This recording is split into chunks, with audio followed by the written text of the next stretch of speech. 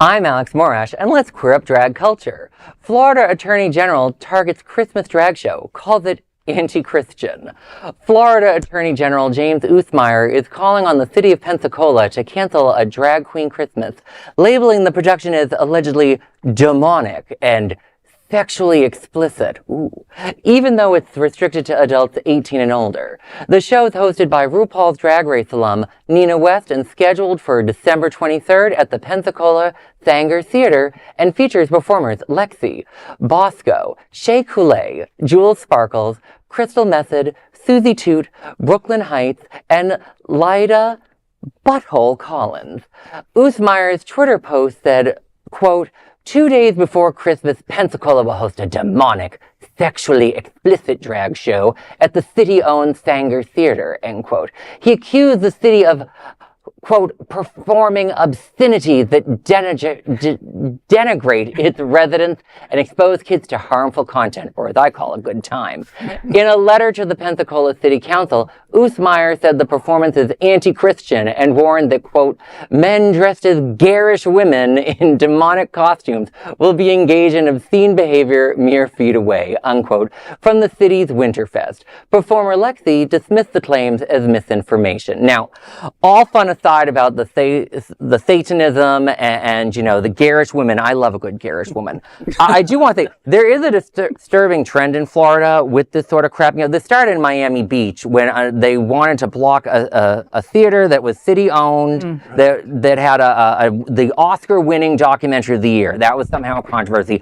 Now Oosmeyer is taking it a next step further to go after drag shows. I can tell you, I have friends in the area. The first thing I did when I saw this article was forward to them and say, you know, there's this awesome drag show you should go to December 23rd. And then they told me, one of them spoke at the city council meeting. They had a whole council meeting about this. Oh my God. And the person spoke and said, you're probably going to get sued if you do this. And the council, they apparently agreed. It sounds from what I've heard so far, they don't want to get sued. And good for them for having some common sense, unlike appointed Attorney General Oosmeyer. A drag Christmas is for 18 and over people. Right. There will be no children there present or even allowed to come in. All right. So let's be real. All right. And one thing I wanted to mention was Susie Toot. She's part of the show, right? And she's also our South Florida girl, right? Susie Toot, you've made it. That's right. You've made it. They had a whole town hall about you.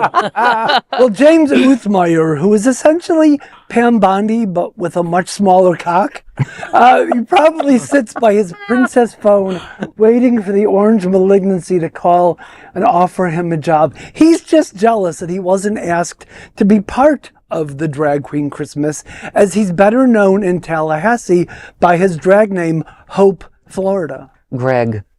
I have to tell you this. It's a call that'll never come. I hope not.